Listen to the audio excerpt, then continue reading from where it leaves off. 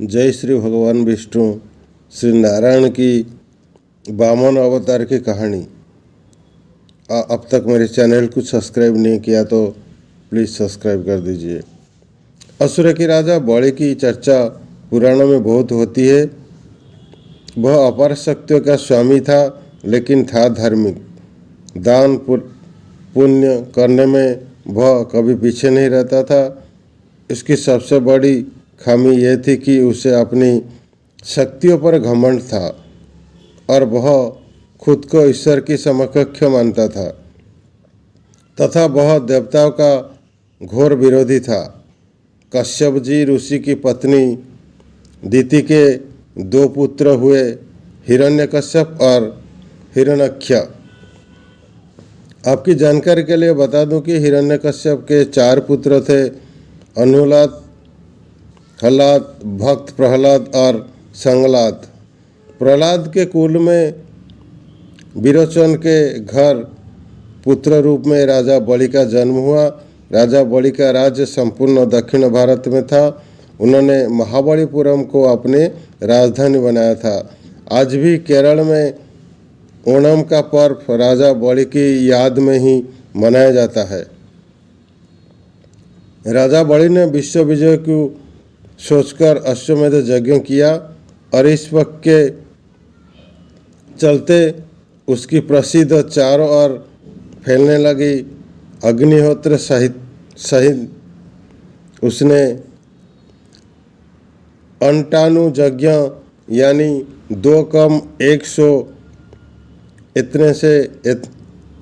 इतने यज्ञ संपन्न करवाए थे और इस तरह उनके राज्य और शक्ति का विस्तार होता ही जा रहा था। तब उसने इंद्र के राज्य पर चढ़ाई करने की सोची। इस तरह राजा बलि ने 99 यज्ञ की घोषणा की और सभी राज्यों और नगरवासियों को निमंत्रण भेजा। देवताओं की और गंधर्व और यक्ष होते थे, तो दैत्यों की और दानव और राक्षस।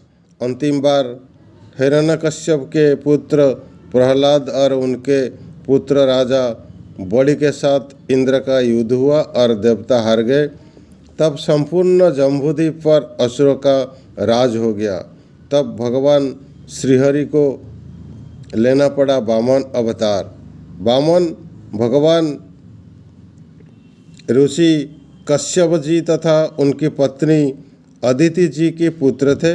वो आदित्य में वराह में ऐसे ही मान्यता है कि वो इंद्र के छोटे भाई थे और राजा बलि के सौतेले भाई विष्णु जी ने इसी रूप में जन्म लिया था। देवता बलि को नष्ट करने के में असमर्थ थे। बलि ने देवताओं का यज्ञ करने जितनी ही भूमि ही दे रखी थी। तब सभी देवता विष्णु जी की शरण में गए। विष्णु जी ने कहा कि वह भी यानी बलि भी उनका भक्त है, फिर भी वो कोई युक्ति सोचेंगे।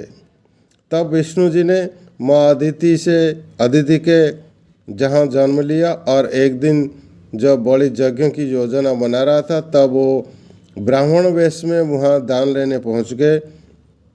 उन्हें देखते ही शुक्राचार्य जी उन्हें पहचान गए।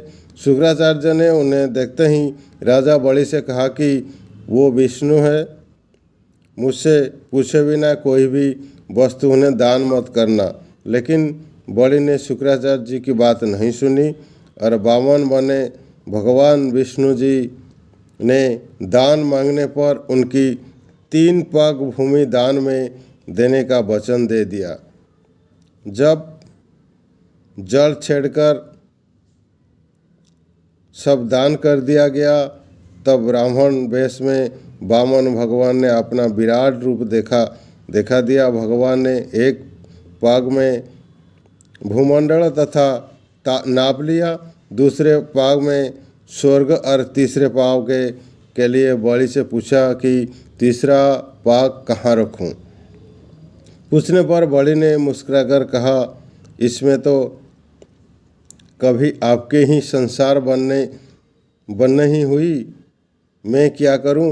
भगवान तब तो मेरा सिर ही बचा है। इस प्रकार विष्णु ने उनके सिर पर तीसरा पाँव रख दिया। उसकी भक्ति से प्रसन्न होकर भगवान विष्णु जी ने उसे पाताल में रसातल का कलियुग के अंत तक राजा बने रहने का वरदान दिया। तब बलि ने विष्णु जी से एक और वरदान मांगा। राजा बलि ने कहा कि भगवान, यदि आप मुझे पाताल लोक का राजा बना ही रही हैं तो मुझे वरदान दीजिए कि मेरा साम्राज्य शत्रु की प्रपंच से बचा रहे और आप मेरे साथ रहे। अपने भक्त के अनुरोध पर भगवान विष्णु ने राजा बलि की निवास में रहने का संकल्प लिया।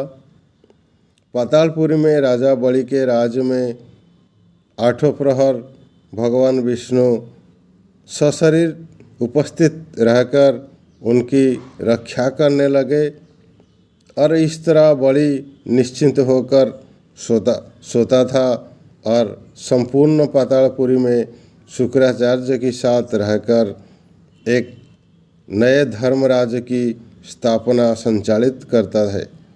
ये तो भला हो माता लक्ष्मी जी का, जिन्होंने राजा बलि को भाई के पवित्र रिश्ता में बांध दिया और भगवान विष्णु को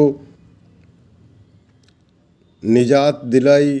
लेकिन बलि के प्रेम पूर्वक अनुनय से भगवान 4 महीने के लिए पाताल लोक में रहने का वचन दिया है।